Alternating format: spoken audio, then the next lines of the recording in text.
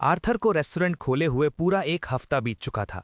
शुरुआती दिनों में बहुत सारे लोग कुछ नया ट्राई करने आए थे, लेकिन दूसरे हफ्ते में ही विजिटर्स का आना जाना काफी कम हो गया और सचमुच पूरी तरह से बंद हो गया। बोरियत के मारे लोगों को तो लोकल टेलीविजन पर जो दिखाया जाता था उसकी लत भी लग गई थी। बबल जिस दिलचस्पी से स्क्रीन को देख रहा था, उसे देखकर आर्थर ये जानने के लिए उसके पास गया कि दूसरी दुनिया से आए उसके छोटे से पालतू जानवर को किस चीज में इतनी दिलचस्पी थी। जब उसने स्क्रीन पर देखा तो उसने देखा कि बहुत popular vocal group best stars के मेंबर्स किसी टेलीविजन शो में हिस्सा ले रहे हैं। उस लड़के ने तुरंत ध्यान दिया कि ग्रुप का नाम और उसके मेंबर्स उसे बहुत जाने पहचाने लग रहे थे। अपना मोबाइल फोन पकड़े हुए निगेल ने लड़कियों से पूछा कि क्या सब ठीक है। उसी पल उसे बहुत सारे जवाब मिले।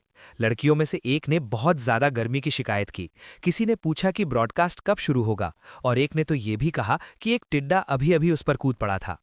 इस कभी ना खत्म होने वाली और बेकार जानकारी का क्या जवाब दे ये ना जानते हुए उस लड़के ने कहा कि उसे खुशी है कि ग्रुप अच्छा कर रहा है। उसने खुद से ये भी कहा कि ऑफिस में बैठकर काम करना कहीं घूमने फिरने से कहीं ज्यादा अच्छा लगता है। अपनी डायरी देखते हुए नाइजिल ने नोट किया कि उसने आज का अपना प्लान पूरा कर लिया है, और चूंकि वो इन इलाकों में था इसलिए आर्थर से मिलना सही था।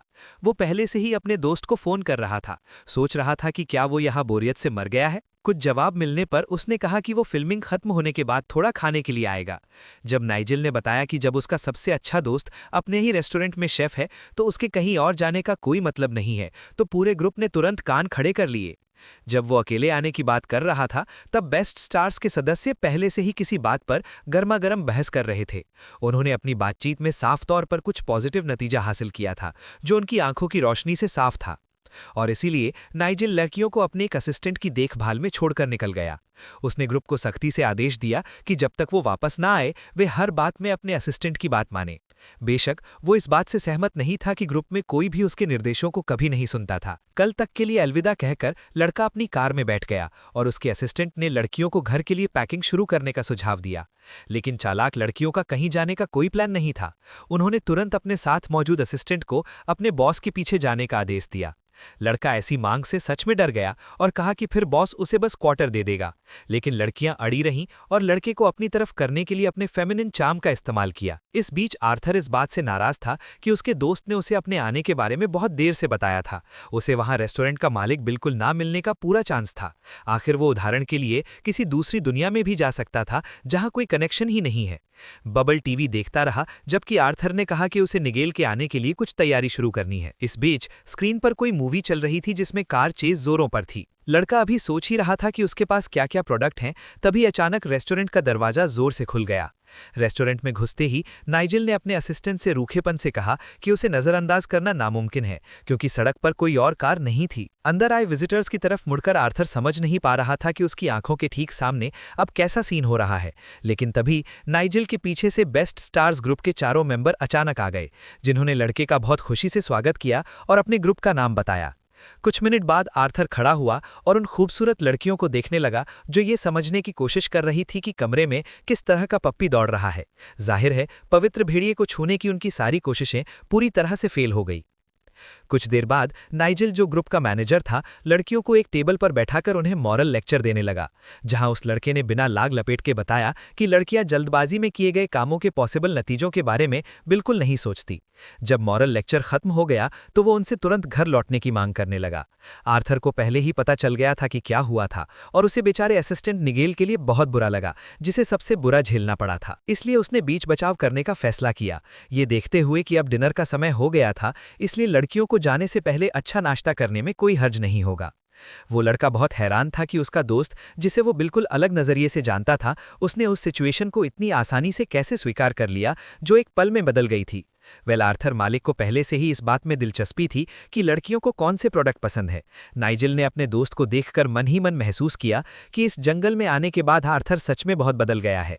एक और सवाल जिसने लड़के की दिलचस्पी जगाई वो ये था कि क्या उसके दोस्त के पास हमेशा से ये कुत्ता था। पसंद के बारे में जानकारी मिलने के बाद दुकान का मालिक किचन में गया। उसने सोचा कि उसे कुछ ऐसा बनाना है जो हर लड़की को पसंद आए, इसलिए उसने तय किया कि जो सामान उसके पास है उसी से शुरुआत की जाए।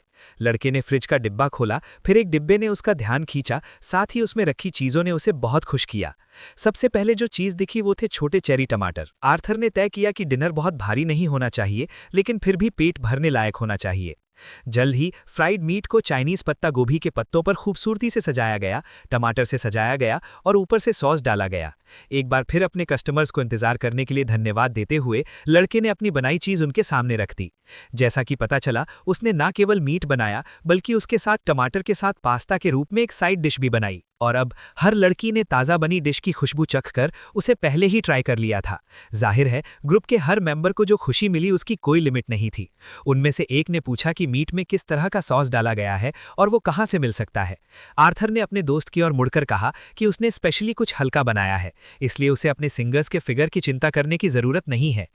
इस बीच लड़कियां पहले ही उस स्टेज पर पहुंच गई थीं जहां वे अपनी पूरी जिंदगी को खोस रही थीं, जिसे उन्होंने बेकार में जिया था, क्योंकि अब जाकर उन्होंने खाने की दुनिया में एक असली मास्टरपीस का स्वाद चखा था।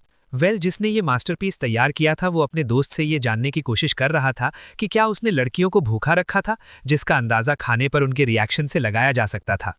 गुजीकता मजबूत तो भूखा नहीं रहा और वो कुक की मेहरबानी के लिए बहुत शुक्रगुजार था। इस बीच निगेल आज के आर्थर की तुलना अपने पहले वाले आर्थर से कर रहा था। उसकी पर्सनालिटी और बिहेवियर में आए मजबूत और पॉजिटिव बदलावों से हैरान था और अचानक उसके मन में एक बहुत बुरा ख्याल आया, जिसे उसने तुरंत जाहिर करते हुए अपने दोस्त से पूछा कि क्या उसे गलती से कोई लाइलाज बीमारी हो गई है। आर्थर ने निगेल को भरोसा दिलाया कि उसके साथ सब ठीक है। जब डिनर खत्म हुआ तो सड़क पर पहले से खड़ी लड़कियों ने लड़के को इतना स्वादिष्ट खाना खिलाने के लिए धन्यवाद देना बंद नहीं किया। लड़के ने कहा कि अगली बार वो उन्हें और भी स्वादिष्ट खाना खिलाएगा। जवाब तुरंत मिला। ग्रुप के एक सदस्य ने तुरंत कहा कि अगर ऐसा है तो वे निश्चित रूप से उससे दोबारा मिलने आएंगे। लड़का काफी हैरान हुआ जब उसने अचानक उसका नाम पुकारा। कार में लड़कियां शेफ को अकेला नहीं छोड़ सकती थीं और उसके टैलेंट की तारीफ करती रहीं। निगेल ने बताया कि उन्होंने उसका नाम तब जाना जब उन्होंने उसके साथ एक टीवी शो देखा था। अगर वे उस लड़के को नहीं पहचानती तो और भी हैरानी होती। अपने चार्ज के बाद लड़का खुद तैयार होने लगा। आर्थर ने आखिर में उससे कहा कि वो उसे अपने आने के बारे में पहले से बता दे, लेकिन उसने जो कहा गया था उसका कोई जवाब नहीं दिया, बल्कि लड़के से पूछा कि उसका इलाज कैसा चल रहा है जिसके लिए वो यहाँ आया था। उसके दोस्त का सवाल अनएक्सपेक्टेड था और आर्थर एक पल के लिए कंफ्यूज हो गया, लेकिन एक सेकंड बाद अपने चेहरे की टेंशन वाली मसल्स को रिलैक्स करते हुए उसने जवाब दिया कि उसके साथ सब ठीक है। अगले दिन वो अपने रेस्टोरेंट के लिए खाने का सामान भरने के लिए स्टोर गया। वो पास के सुपरमार्केट गया जहां उसे उम्मीद थी कि उसे जरूरत की चीजें मिल जाएंगी, क्योंकि नहीं तो उसे दूसरे शहर जाना पड़ता। यहाँ इकलौती दुकान पर रुकने पर लड़के ने लगभग प्रार्थना की कि उसकी जरूरत की हर चीज स्टॉक में हो। जैसे ही वो अंदर गया, लड़के ने पहले हेलो कहा, इससे पहले कि वो देखे कि अंदर कौन है। लेकिन जब उसने अपनी आंखें उठाईं तो वो थोड़ा हैरान हुआ। इस बार स्टोर कोई दादी नहीं बल्कि कोई जवान लड़की चला रही थी। उसने तुरंत विजिटर को प्रोडक्ट्स चुनने में अपनी मदद की पेशकश की। आदर से मना करने के बाद आर्थर ने कहा कि वो खुद ही इसका पता लगा लेगा और अपनी जरूरत की हर चीज चुन लेगा। शेल्फ को देखते हुए लड़के ने देखा कि आज एक हर्ब का स्टॉक नहीं था जिसे बूढ़ी औरत रिकार्डा पास्ता में पसंद करती थी। फिर वो लड़की के पास गया और पूछा कि क्या वेयरहाउस में कुछ पड़ा है, लेकिन उसे नेगेटिव जवाब मिला। ये महसूस करते हुए कि उसे जितना जाना था उससे कहीं ज्यादा दूर जाना पड़ेगा, आर्थर ने अलविदा कहा और स्टोर से निकल गया। उसे अपनी साइकिल पर बैठने का टाइम भी नहीं मिला था कि अचानक उसे साइड से कुछ आवाज सुनाई दी। जैसा कि पता चला, ये बच्चे थे जो साफ तौर पर एक दूसरे की किसी बात से नाखुश थे और एक दूसरे के बाल कसकर पकड़े हुए थे। लड़की ने लड़के की बात पर बहुत गुस्से में कहा कि वो उसके साथ फिर कभी नहीं खेलेगी, जिसके बाद उसने अपने सामने वाले को टाई कहा, बहुत बड़ा घमंडी। और अचानक वो लड़का चिल्लाया कि लड़की विदेशी है और उसे अपने देश वापस चले जाना चाहिए। इन शब्दों ने लड़की को इतना अंदर तक छू लिया कि वो बोल नहीं पा रही थी। इस समय आर्थर ने मामले में दखल देने का फैसला किया। बच्चों के हाथ पकड़कर उन्हें एक दूसरे से दूर किया। लड़के को ध्यान से देखते हुए उस लड़के ने देखा कि इतनी जोर से बातें करना बिल्कुल भी ठीक नहीं था, क्योंकि जो कहा गया था उसे वापस नहीं लिया जा सकता था। शोर सुनकर दुकान की सेल्स वुमन भी सड़क पर आ गई। ये देखकर कि उसकी बेटी डैनियला किसी तरह के हंगामे में है, लड़की बहुत डर गई। आर्थर के हाथों से छूटकर छोटी लड़की तुरंत अपनी मां के पास भागी और उनके रिश्ते की गहराई ने उस लड़के को बहुत हैरान कर दिया। जब डैनियला ने खुद को अपनी मां की बाहों में पाया तो उसकी मां ने अपनी बेटी से पूछा कि यहाँ क्या हुआ था। आर्थर के लिए लड़की की मां का आना उसके लिए ही फायदेमंद था, क्योंकि इससे उसे एक विवादित स्थिति को सुलझाने की जरूरत से आज़ादी मिल गई और इसीलिए उसने उस लड़के को छोड़ दिया जो तुरंत भाग गया। इस बीच लड़की ने अपनी बेटी की कहानी सुन ली थी कि क्या हुआ था और उसने उस लड़के की मदद के लिए दिल से शुक्रिया अदा किया। जबकि आर्थर को शुक्रिया के शब्द सुनकर बहुत अजीब लगा, क्योंकि उसने असल में कुछ नहीं किया था। कुछ देर बाद उसने लड़की से पूछा कि क्या उसकी प्यारी बेटी के साथ सब ठीक है, और लड़की ने कहा कि वो डैनियला को शांत करके उसे सुला पाई। खैर, किसी वजह से लड़की ने बच्चों के बीच जो कुछ भी हुआ, उसके लिए सिर्फ खुद को ही दोषी ठहराया। आर्थर ने ये कहते हुए असहमति जताई कि ये बचपन का एक आम झगड़ा था, जो उस उम्र में सैकड़ों या हजारों बार होता है।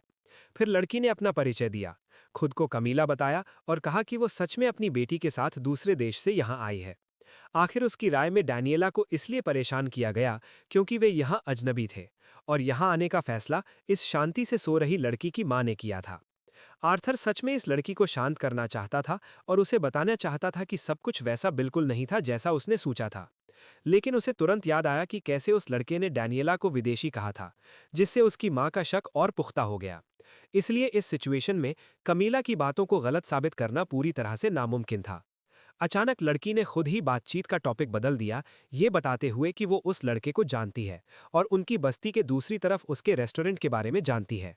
लेकिन उसे खाना बनाना सिखाने की रिक्वेस्ट ने लड़के को सबसे ज्यादा परेशान किया। इससे पहले कि वो कुछ पूछ पाता, कमीला ने तुरंत बताया कि वो सिर्फ अपने नेशनल खाने में मास्टर है, लेकिन लोकल बच्चे डैनियला की बर्थडे पार्टी में आने वाले थे और वो उन्हें उनका रोज का खाना खिलाना चाहती थी। पहले से ही अपने रेस्टोरेंट में वो लड़का बैठा और अपनी हाल ही में बात करने वाली से सुनी हर बात के बारे में सोचने लगा। वो अच्छी तरह समझ गया था कि लड़की की रिक्वेस्ट बहुत सीरियस थी और वो उसकी मदद नहीं कर सकता था। बेशक वो समझ गया था कि वो लोकल डिश बनाना क्यों सीखना चाहती थी। ये सब उसकी बेटी के बारे में था, जिसे वो नहीं चाहती थी कि कोई और परेशान करे। लड़के को लगा कि डैनियला के खिलाफ दूसरे बच्चों की गलत सोच से उसे कितना गुस्सा आ रहा है, लेकिन बबल ने उसका ध्यान उसके बुरे ख्यालों से हटा दिया।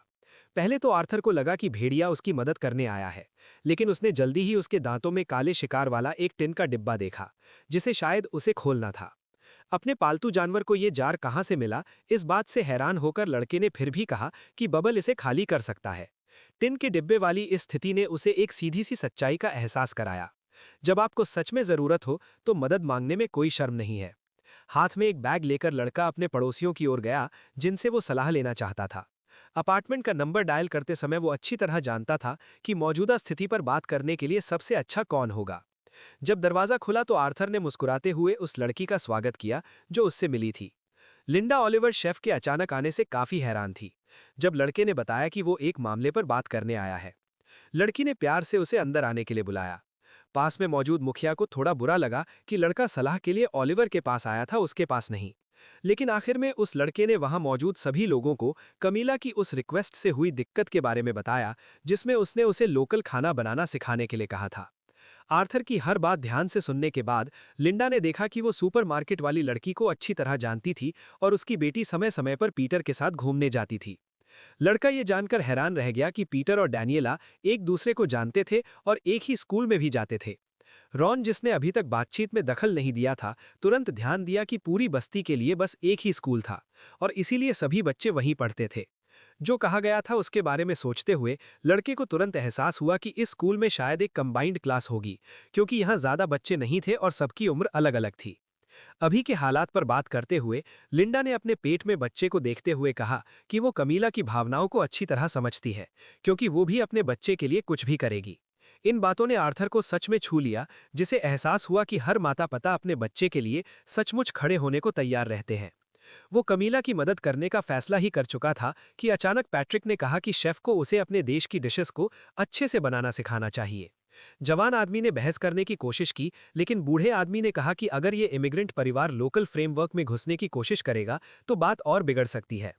आखिरकार कम उम्र में बच्चे बहुत सी बातें नहीं समझते और किसी को बहुत दुख पहुंचा सकते हैं, और इसीलिए बड़ों को हमेशा उन्हें एक उदाहरण दिखाना चाहिए, जहां इस मामले में ये साफ तौर पर दिखाना जरूरी है कि कुछ लोगों और दूसरों के बीच का फर्क न तो बुरा है न ही अच्छा, बल्कि बस नेचुरल है। इसीलिए आर्थर को बहुत ध्यान से सोचना होगा कि कमीला को किस तरह की मदद देनी होगी। आखिर ऐसी हालत में एक सही डिश 1000 शब्दों और बातों के बराबर होगी। बहुत उत्साहित नहीं होकर कमीला अपने अपार्टमेंट के किचन में थी। जैसे ही वो सामान काट रही थी, उसके मन में ख्याल आ रहे थे कि क्या सच में उनका नेशनल खाना परोसना अच्छा रहेगा, जो लोकल खाने से काफी अलग था। आखिर अगर मेहमानों को, जिनमें से ज्यादातर बच्चे होंगे, ये पसंद नहीं आया तो ये सच में बहुत बुरा होगा। इसके ख्यालों में आर्थर के आने से रुकावट आई, जिसने लड़की को याद दिलाया कि शोरबा बनाने के बाद उसे सारे उबले हुए प्याज निकालना नहीं भूलना चाहिए, जो बच्चों को सच में पसंद नहीं है। उसने रोल के लिए स्लाइस वाली प्लेटों के बारे में भी अपने विचार बताए। ये डिश बहुत स्वादिष्ट होती है, लेकिन छोटे बच्चों को इसे सही तरीके से बेलने में दिक्कत हो सकती है और इसीलिए ये डिश टेबल पर बिना किसी के रखे रह जाएगी। इसीलिए उसने स्लाइस की जगह रेडीमेड मिनी टॉर्टिला इस्तेमाल करने का सुझाव दिया। उसने कमीला को समझाया कि टॉर्टिला को क्रिस्पी होने तक और फ्राई किया जा सकता है, जिससे बच्चे बहुत खुश होंगे। सब्जियों और दूसरी हरी सब्जियों के साथ काम शुरू करने के बाद लड़की ने बस यही सोचा कि जब तक ये लड़का आसपास है, उनके परिवार में सब कुछ पक्का ठीक रहेगा। एक बार जब स्प्राउट्स कट गए और कीमे के साथ मिल गए, तो लड़कों ने जल्दी से कटलेट तैयार कर लिए। कुछ देर बाद कमीला ने अपने नेशनल खाने की एक और डिश टेबल पर रखी, जिसे वो लड़के को दिखाना चाहती थी। एक बेमिसाल एक्सपर्ट की तरह लड़के ने तुरंत चॉपस्टिक्स लेकर इन अनोखे फ्लेवर्स को ट्राई करना शुरू कर दिया।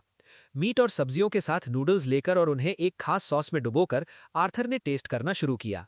जब वो चबा रहा था तो उसके टेस्ट बड्स को बारी बारी से मिठास, फिर खट्टापन और एक एक्स्ट्रा रिफ्रेशिंग असर महसूस होना चाहिए, जो बच्चों को जरूर पसंद आएगा। ये कहकर कि ये डिश मेन कोर्स के तौर पर पक्का सही रहेगी, लड़के ने कमीरा से इसे पीने के लिए थोड़ा पानी लाने को कहा। और जैसे ही वो चली गई, लड़के ने तुरंत अपने प्यारे बबल को बुलाया ताकि वो देख सके कि क्या बनाया गया है।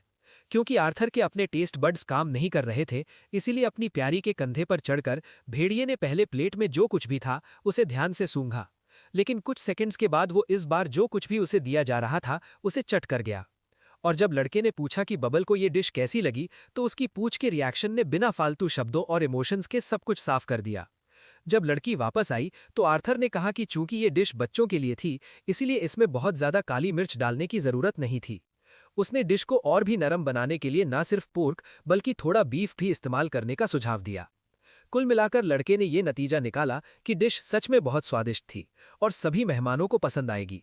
इन शब्दों से कमीला के गालों पर हल्की सी लाली भी आ गई जब उसने लड़के को उसके फीडबैक के लिए धन्यवाद दिया।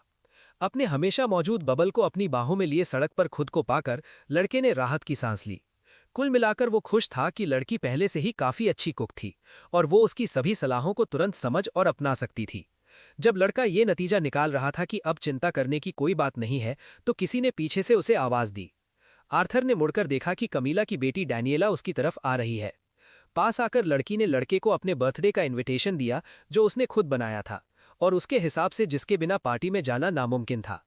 जब आर्थर डैनियला को थैंक यू कह रहा था, तो उसने दुखी होकर कहा कि उसे किसी भी मेहमान का आना अच्छा लगेगा, क्योंकि ये मुश्किल है कि ज्यादा लोग उससे मिलने आएंगे। दिन उसकी ड्यूक पीटरसन से लड़ाई हुई थी, जिसे पूरा इलाका जानता था। इसीलिए उसने शायद अपने सभी दोस्तों को उसकी बर्थडे पार्टी में ना आने के लिए मना लिया था। लड़की की बात सुनकर उस लड़के को समझ नहीं आया कि उसे क्या जवाब दे। जब लंबे समय से इंतजार किया जा रहा बर्थडे आया, तो डैनियला अपने कमरे में बहुत परेशान थी और उम्मीद कर रही थी कि कम से कम आर्थर उसकी पार्टी में तो आएगा। बेशक उसके कुछ दोस्तों ने कहा कि वे आएंगे, लेकिन उसे बहुत चिंता थी कि ड्यूक उनके फैसले पर असर डालेगा और इसलिए ऐसा हो सकता है कि कोई भी बच्चा उससे मिलने ना आए। लड़की का ध्यान उसकी माँ की तरफ गया, जिसने उससे पूछा कि उसके दिमाग में इतना क्या चल रहा है। मुड़कर डैनियला खुशी से चुप हो गई। उसने अपनी माँ से पूछा कि उसने कौन से सुंदर कपड़े पहने हैं। ये बताते हुए कि ये उनके देश का आउटफिट है, लड़की ने पूछा कि क्या उसकी बेटी भी वही आउटफिट लेना और पहनना चाहेगी। बेशक डैनियला वही सुंदर आउटफिट चाहती थी और जल्द ही वो उसमें इतराने लगी। तभी दरवाजे की घंटी बजी, जिससे बर्थडे गर्ल चौंक गई। लड़की बहुत खुश हुई जब उसकी माँ ने बताया कि पहले मेहमान आ गए हैं और उनसे मिलने जाने को कहा। ये सोचते हुए कि पहले कौन आया है, डैनियला जल्दी से दरवाजा खोलने के लिए आगे बढ़ी। उसके चेहरे पर खुशी और संतोष का भाव था। उसने दरवाजा पूरा खोला और पूछा कि उससे मिलने कौन आया है। लेकिन जैसे ही उसने देखा कि दरवाजे पर कौन खड़ा है, उसका चेहरा तुरंत बदल गया। बिना एक शब्द कहे डैनियला बस खड़ी रही और पहले मेहमान को घूरती रही, जो कोई और नहीं बल्कि ड्यूक नाम का वही लड़का निकला जिससे उनका हाल ही में झगड़ा हुआ था। बर्थडे गर्ल ज्यादा खुश नहीं थी। उसने उस आदमी को देखा जिसने उसकी बहुत बेइज्जती की थी और उससे बेरुखी से पूछा कि वो यहाँ आया ही क्यों है। उसे सवाल का जवाब दिए बिना लड़की ने फिर भी बेरुखी से कहा कि उसने उसे नहीं बुलाया था और कहा कि वो चला जाए। वो दरवाज़ा बंद करने की तैयारी कर ही रही थी कि अचानक लड़के ने उससे माफ़ी मांगी और कहा कि उसे वे शब्द नहीं कहने चाहिए थे जो सिर्फ गुस्से और लाचारी में निकले थे। और कुछ सेकंड बाद वो सचमुच फूट फूट कर रोने लगा, बर्थडे गर्ल से माफ़ी मांगने की भीख मांग रहा था। लड़की हैरान थी कि उसके गुस्सैल लड़के ने अपना बर्ताव इतना बदल लिया था और माफ़ी मांगने उसके पास आया था। थोड़ी देर चुप रहने के बाद डैनियला ने अचानक कहा कि किसी भी हालत में वो लड़का उसकी बर्थडे पार्टी में नहीं आ पाएगा, जहां उसने ये कहकर समझाया कि उसके पास लिखा हुआ इनविटेशन नहीं था, जिसके बिना अंदर आना नामुमकिन था। इस लड़के को इस अजीब बात से ज्यादा कुछ और नहीं लगा होगा। उसके पास ये मानने के अलावा कोई चारा नहीं था कि उसके पास सच में ऐसा कोई इनविटेशन नहीं था। लेकिन अचानक बर्थडे गर्ल ने कीमती कागज के साथ अपना हाथ आगे बढ़ाया, लड़के को उसे लेने के लिए बुलाया। इसका मतलब था कि उसे आखिरकार माफ कर दिया गया था और वो सेलिब्रेशन में हिस्सा लेने के लिए अंदर जा सकता था। एक पल बाद उसके चेहरे के आंसू मुस्कान में बदल गए और उसने लड़की को उसके बर्ताव के लिए धन्यवाद दिया। इस समय आए हुए दूसरे मेहमान कोने से बाहर देखने लगे। उन्होंने हालात में दखल नहीं दिया था, लेकिन अब पूछ रहे थे कि क्या सुलह पूरी हो गई है और क्या अंदर जाना मुमकिन है, जहां उनमें से हर कोई ये अपना फर्ज समझता था कि उस पुराने गुंडे को चेतावनी दी जाए ताकि वो फिर कभी लोगों से ऐसी बुरी बातें ना कहे जैसी उसने डैनियला से कही थी। जिसके बाद सेलिब्रेशन में हिस्सा लेने आए बच्चों की पूरी भीड़ कोने से बाहर निकल आई और अपने इनविटेशंस दिखा रही थी। लड़की की खुशी का ठिकाना नहीं था जब उसने बधाई के शब्द सुने और बस्ती के सभी बच्चों को घर में आते देखा। जब सब लोग टेबल पर बैठे तो सबका ध्यान उन अजीब डिशेस पर गया जिन्हें वहां मौजूद हर किसी ने पहली बार देखा था। आर्थर, जो सेलिब्रेशन के लिए समय पर पहुंच गया था, उसने वेटर का काम किया। आज यहाँ इतने सारे बच्चे जमा हुए थे, ये देखकर हैरान कमीला ने जमा हुए सभी लोगों को समझाया कि टेबल पर रखी कुछ खास चीज़ों को ठीक से कैसे खाना है, और इसलिए बच्चों ने कांटों में मीट पिरोना, नूडल्स मोड़ना और उन्हें सॉस में डुबोकर इस खास ट्रीट को आजमाना शुरू किया। पहले हिस्से को चबाकर और निगलने के बाद जो स्वाद उन्हें महसूस हुआ था, उससे वे बहुत खुश हुईं। कुछ लड़कियों ने तो ये भी सोचा कि जब वे बड़ी होंगी तो वे जरूर किसी ऐसे इंसान से शादी करेंगी जो ऐसी डिश बना सके। जल्द ही ट्रीट से शुरुआती इमोशंस थोड़े कम हो गए और मेहमानों ने उस मौके के हीरो के कपड़ों पर ध्यान देना शुरू कर दिया। अपनी पूरी हाइट तक खड़ी होकर लड़की ने खुशी से कहा कि ये कपड़े सीधे उनके अपने देश के हैं। किनारे पर खड़ी कमीला ये सुनकर बहुत खुश हुई कि वहां हर कोई उसके देसी खाने और उसके कपड़ों की तारीफ कर रहा है। खैर, वो लड़की जो कुक से शादी करने वाली थी, पहले ही उसने तय कर लिया कि वो पक्का उन्हीं कपड़ों में उससे शादी करेगी। कुछ देर बाद डैनियला अपनी माँ के पास दौड़ी और उसे अपने साथ बाहर चलने को कहा ताकि वो सबको अपने एक जैसे कपड़े दिखा सके। लड़की ने कहने की कोशिश की कि वो खाना बनाने में बिजी है, लेकिन आर्थर ने तुरंत उसे टोकते हुए कहा कि वो खुद इसे संभाल सकता है। कमीला के पास अपनी प्यारी बेटी के पीछे जाने के अलावा कोई चारा नहीं था। खैर, जिसने असल में ये सब ऑर्गेनाइज करने में मदद की थी, वो बबल के साथ किनारे पर बैठकर इवेंट्स देख रही थी, जहां लड़की पहले ही अपना एप्रन उतारकर अपनी बेटी के बगल में अपनी पूरी खूबसूरती में छोटे मेहमानों के सामने आ चुकी थी। काफी बड़ी जगह पर काफी सारे यर्ट बनाए गए थे और पूरी बस्ती एक दीवार से घिरी हुई थी। इनमें से एक यर्ट में बैठी एक ह्यूमन जैसी मादा बिल्ली खुशी से देख रही थी कि उसकी बेटी एक बार फिर भाग गई है, जिस पर उससे कुछ मीटर दूर मौजूद उसी ह्यूमन जैसे जीव ने बताया कि गार्ड्स की संख्या बढ़ने के बावजूद वो ऐसा करने में कामयाब रही है। फिर उस आदमी ने अपनी बात कहने वाली के अंदाजे को पक्का किया कि वो फिर से उसी आदमी की तरफ जा रही है। लड़की बहुत हैरान थी और सोच रही थी कि वो कैसा आदमी है जो ना सिर्फ उसकी बेटी को बल्कि पवित्र सफेद भेड़िए को भी अपनी तरफ खींच सकता है। उसकी बात करने वाली हैरान रह गई जब मुखिया ने इस आदमी को अपने गांव में बुलाने का ऑर्डर दिया, जो पहले कभी नहीं हुआ था। लेकिन उसकी बात करने वाली ने खुशी से कहा कि लोगों को बुलाने पर कोई रोक नहीं है और ये मुमकिन है कि कोई भी उसके मेहमान से खुलकर बहस करने की हिम्मत करे। और वो एक माँ के तौर पर सच में उस आदमी को जानना चाहती है जिसके वो कर्ज में डूब गई है, क्योंकि उसकी बेटी उसे परेशान कर रही थी और ये आदमी उसे खाना खिला रहा था। इस सचमुच माजियवी जंगल में उतना ही माजियवी माहौल था जो किसी को भी बेपरवाह नहीं छोड़ सकता था। पानी के गड्ढे पर आया हिरण पूरे जंगल में सुनाई देने वाली तेज गुर्राहट की आवाजों से खिंचा और थोड़ा डरा हुआ था। अपने कान हाथों से ढककर उस लड़के ने बबल को रुकने को कहा, लेकिन उसका छोटा 4 पैरों वाला दोस्त शांत नहीं हुआ। वो अपने दांत दिखाता रहा और बहुत जोर से गुर्राता रहा। ये और भी हैरानी की बात थी कि भेड़िया, जो बिना किसी डर के कूदते हुए पक्षियों पर झपटा था, अब कुछ मरे हुए झींगों से डर गया था।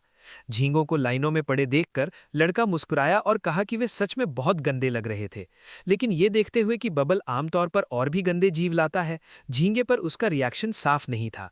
भेड़िए को यह समझाना मुश्किल था कि ये एक स्वादिष्ट चीज है, इसीलिए उस लड़के ने उसे बस ये दिखाने का फैसला किया। सबसे पहले झींगे के अंदरूनी हिस्से निकालकर उसे पकाने के लिए तैयार करना था। फिर फ्राइंग पैन में मोटा नमक डाला जिस पर उसने धुले हुए और तैयार झींगे रखे थे। जिसके बाद उसे बस सब कुछ ढक्कन से ढक देना था और इंतजार करना था।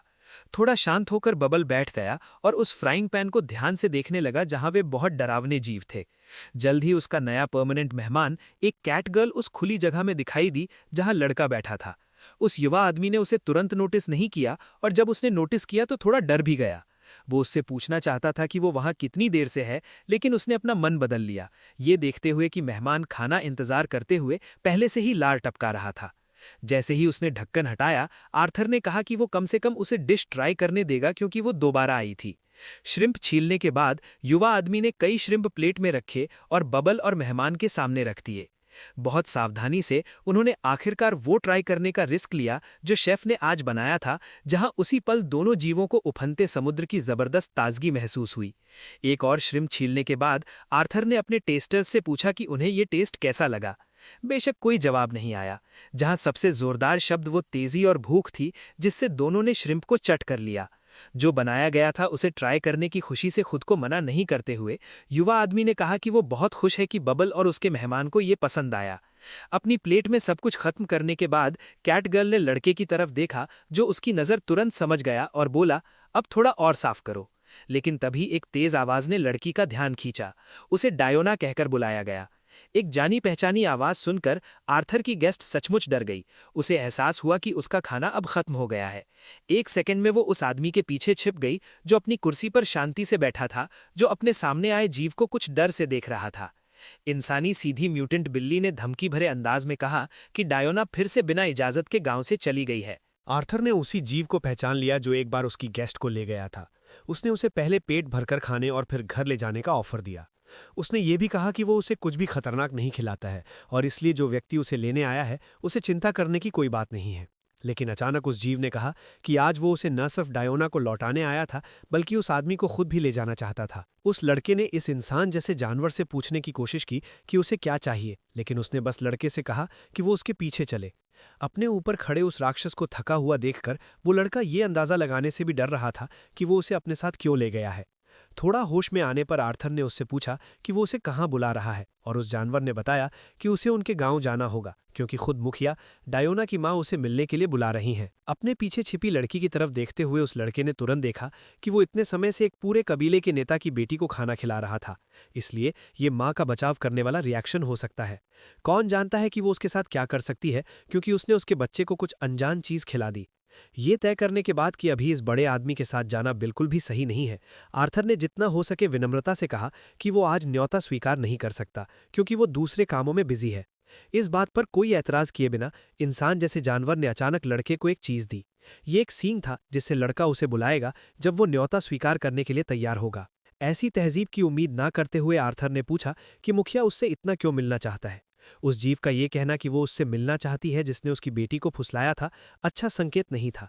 इस समय छोटी सी बातचीत खत्म हो गई और उस लड़के से बात करने वाला चला गया, उसे उसके कुछ खास रंगीन विचारों के साथ छोड़कर। लेकिन किसी समय उस लड़के ने खुद को संभाला और उस जीव से थोड़ी देर और रुकने के लिए कहा। गांव पहुंचकर और अपने यर्ट में खुद को पाकर जिसने नेता का आदेश पूरा किया, उसने आर्थर से मिला पैकेज खोला।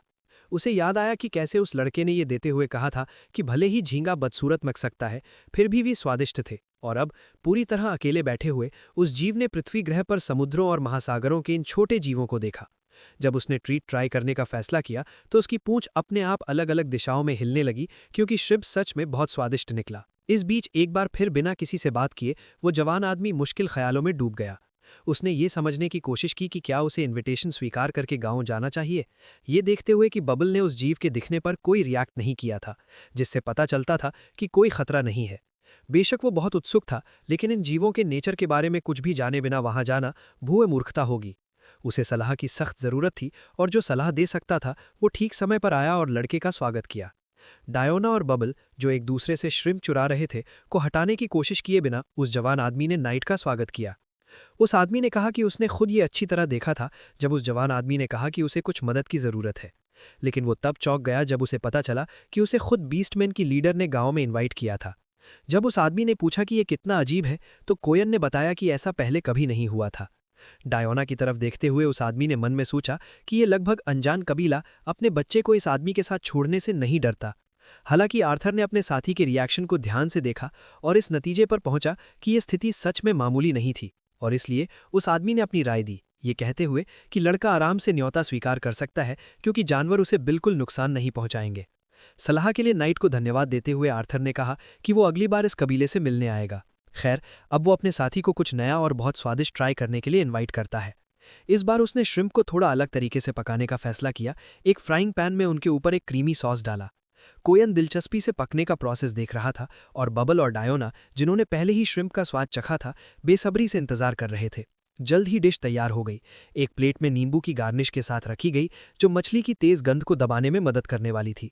जब आर्थर ने दिखाया कि झींगा को ठीक से कैसे साफ किया जाता है, तो उसे देखने वाला आदमी मन ही मन सोच रहा था कि उसे ऐसे प्रोडक्ट्स मिलते भी कहाँ से हैं। मुंह में पहला निवाला लेते ही वो तुरंत चुभते और अशांत समुद्र में पहुंच गया। उस आदमी ने अपनी जिंदगी में कभी ऐसा कुछ नहीं चखा था या इतने साफ स्वाद का अनुभव किया था। एक और निवाला लेते हुए वो और ध्यान से देखने लगा कि इस बार वो आदमी उसे क्या खिला रहा है। इस बीच शेफ खुद अपना बबल डायोना की प्लेट से हटाने की कोशिश कर रहा था, जिसके लिए एक सर्विंग काफी नहीं थी। इस बीच कोयन ने झींगे को पूरा खाने का फैसला किया क्योंकि वो उन्हें साफ करते करते सच में थक गया था। उसकी मिसाल 4 पैरों वाले लोगों ने भी अपनाई, जो झींगे के साफ होने का इंतजार नहीं करना चाहते थे। पूरी भीड़ को बिना छिले झींगे को खाते हुए देखकर आर्थर ने मन ही मन ये नतीजा निकाला कि यही इस तरह उसके लिए और भी आसान हो जाएगा। जल्द ही बहुत ज्यादा झींगा खाने के बाद बबल और डायोना घास पर एक साथ गिर पड़े और हिल नहीं पा रहे थे। खैर, नाइट ने आर्थर को ट्रीट के लिए धन्यवाद दिया और कहा कि अब उसकी बारी है कि वो पूरी तरह से ट्रेनिंग में लग जाए। अब जाकर उस लड़के को याद आया कि उसने कोयन का तलवार चलाना सीखने का ऑफर मान लिया था। खैर, उस आदमी ने खुशी से कहा कि लड़के को चिंता करने की जरूरत नहीं है क्योंकि वे पहले दिन की शुरुआत आसान एक्सरसाइज से करेंगे। कुछ देर बाद आर्थर घास पर लेट गया। उसमें ठीक से सांस लेने की भी ताकत नहीं थी। पास खड़े एक नाइट ने देखा कि लड़के को एक बेहतर योद्धा बनने के लिए अपनी सहनशीलता पर कड़ी मेहनत करने की जरूरत है। वो बहुत हैरान था कि आर्थर लगभग 4 घंटे की दौड़ के बाद थक गया था, जो कमजोर पैरों का इशारा था। लड़के से हमदर्दी रखते हुए बबल उसके पास गया और उसका पैर चाटने लगा। उसी पल उसे लगा कि उसके पैरों में तेज दर्द कम होने लगा है, जो किसी तरह के वहम जैसा था। लेकिन कुछ सेकंड बाद उसे पूरा यकीन हो गया कि असर असली था, और इसलिए वो बस आराम करने लगा। दर्द और थकान कम होने का मजा ले रहा था। भेड़िया क्या कर रहा है ये देखकर डायोना ने आर्थर का दूसरा पैर चाटना शुरू कर दिया, लेकिन इससे वो और गीला हो गया। लड़की को उसकी चिंता के लिए धन्यवाद देने के बाद उसने उसे अपने पैर से दूर कर दिया, जो उसकी लार से काफी गीला था। कोयन ने देखा कि उसका पक्का इरादा और हिम्मत काबिले तारीफ है, जिसके बाद उसने अपनी पीठ के पीछे से एक लकड़ी की तलवार निकाली, जो असली तलवार से हल्की थी लेकिन ट्रेनिंग के लिए काफी सही थी। वो जवान आदमी चौंक गया और उसने तोहफा लेने से मना कर दिया। जब उससे बात करने वाले ने बताया कि उसने असल में ये तलवार अपनी बेटी के लिए बनाई थी, लेकिन उस आदमी ने तुरंत बताया कि उसकी बेटी तलवार की ट्रेनिंग से बिल्कुल अलग शौक रखने लगी है। इसके तुरंत बाद वो आदमी खुशी से चिल्लाया कि अब वो आर्थर को वो सब कुछ सिखाएगा जो वो अपनी बेटी को नहीं सिखा सका। ये रियलाइज करते हुए कि नाइट काफी सीरियस था, उस जवान आदमी को एहसास हुआ कि वो अब ट्रेनिंग से बिल्कुल भी छुटकारा नहीं पा सकेगा। अपनी दुनिया में लौटकर लड़के ने डिनर तैयार किया, जिसे उसका छोटा पालतू जानवर ध्यान से देख रहा था। ये देखते हुए कि वो बहुत थका हुआ था, लड़के ने शिकायत की कि उसे डिनर काफी देर से करना पड़ा। पास्ता का एक और क्विक वर्जन प्लेटों में रखा गया, जिसमें से एक तुरंत बबल के लिए रख दिया गया। पेट के रिएक्शन को देखकर लड़के ने देखा कि ये क्विक डिश काफी स्वादिष्ट निकली और बबल को ये बहुत पसंद आई। भेड़िए के बच्चे के लिए खुश होकर आर्थर ने देर से बना खाना खुद शुरू करने का फैसला किया।